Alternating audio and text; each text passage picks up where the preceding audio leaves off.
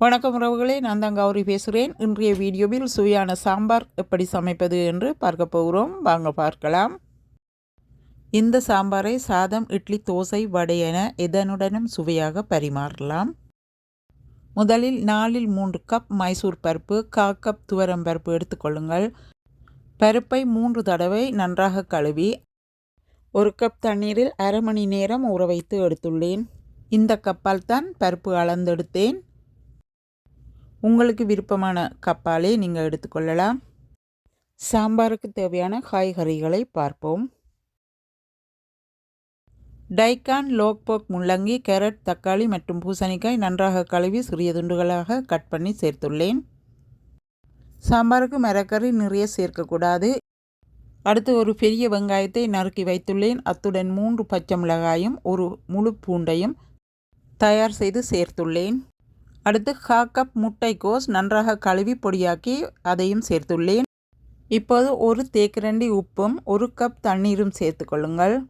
பிறகு பாத்திரத்தை மூடி காய்கறிகளை நன்றாக வெந்து மென்மையாக வரும் வரை சுமார் 10 நிமிடங்கள் வேக விடுகிறேன். கறி வேகும் இடையில் ஒரு முறை மூடியை திறந்து மெதுவாக கிளறி விடுங்கள்.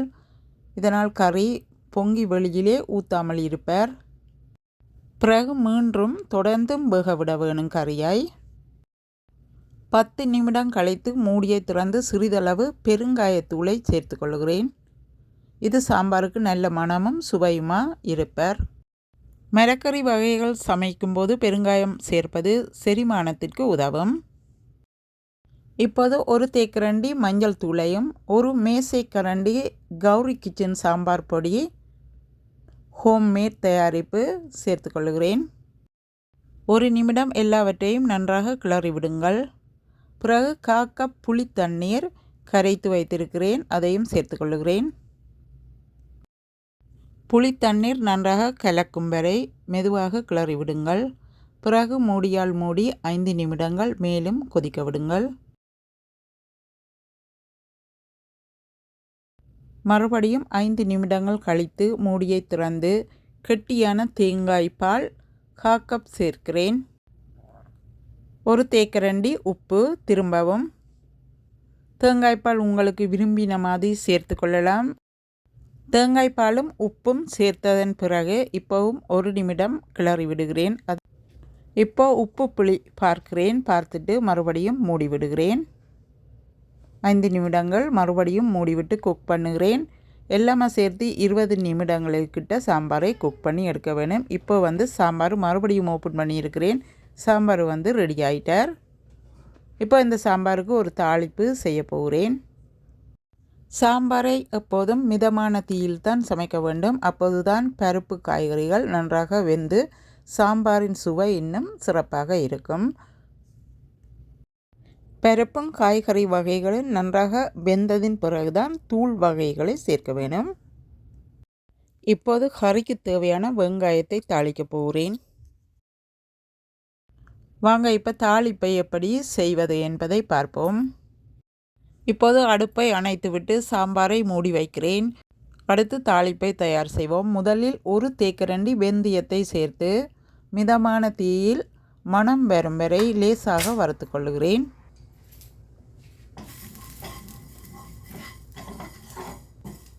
சாம்பாருக்கு நல்ல சுவையும் மணமும் கிடைக்க வேண்டுமென்றால் முடிந்தவரை நல்லெண்ணெய் பயன்படுத்தி கொள்ளுங்கள். இப்போது வறுத்து வைத்துள்ள வெந்தயத்துக்குள் சுமார் 5 மேசைக்கரண்டி நல்லெண்ணெய் சேர்த்து கொள்ளுகிறேன். இப்போது ஒரு தேக்கரண்டி சோம்பும் ஒரு தேக்கரண்டி கடுகும் சேர்க்கிறேன். கடுகு நன்றாக வெடித்ததும் அடுத்த பொருட்களை சேர்க்கலாம். இப்போது ஒரு பெரிய வெங்காயத்தை மெல்லியதாக நறுக்கியதும் 3 பச்சை மிளகாய் கீறி வைத்துள்ளேன், அதையும் சேர்த்திருக்கிறேன். இப்போது ஒரு கைப்பிடி கறிவேப்பிலை, ஒரு தேக்கரண்டி உப்பு. இப்போ வெங்காயம் லேசாக பொன்னிறமாக வரும் வரை மிதமான தீயில் வதக்கி கொள்ளுகிறேன்.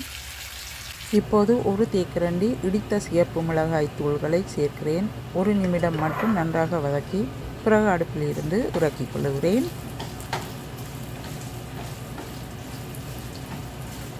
இப்போ தயாரித்த வெங்காய தாளிப்பை சாம்பாருடன் சேர்க்கிறேன். இனி நன்றாக கலக்கிவிட வேண்டியதுதான். நம் சுவையும் மணமும் நிறைந்த சாம்பார் தயாராகிவிட்டது. இந்த சாம்பாரை சாதம், இட்லி, வடை, தோசை அல்லது உங்களுக்கு பிடித்த உணவுகளுடன் பரிமாறிக்கொள்ளலாம். அவ்வளவுதான் உறவுகளே, இன்று சுவையும் மணமும் நிறைந்த சாம்பார் எப்படி செய்வது என்றதை பார்த்தோம். இந்த ரெசிபி உங்களுக்கு பிடித்திருந்தால் ஒரு லைக் செய்து உங்கள் கருத்தை கீழே கொமெண்ட்ஸில் பகிருங்கள். இன்னும் இது போன்ற சுவையான மற்றும் பாரம்பரிய சமையல் குறிப்புகளுக்கு என் சேனல் ஈட் வித் கௌரியை சப்ஸ்கிரைப் செய்து பெல் பட்டினையும் அழுத்திவிடவும் மறக்காதீர்கள். என்னுடைய வீடியோஸ் எல்லாத்தையும் பார்த்து சப்போர்ட் பண்ணுவதற்காக நன்றி சொல்லி இன்னும் ஒரு புதிய வீடியோவில் உங்கள் கூட சேர்ந்திருப்பேன். நன்றி, வணக்கம்.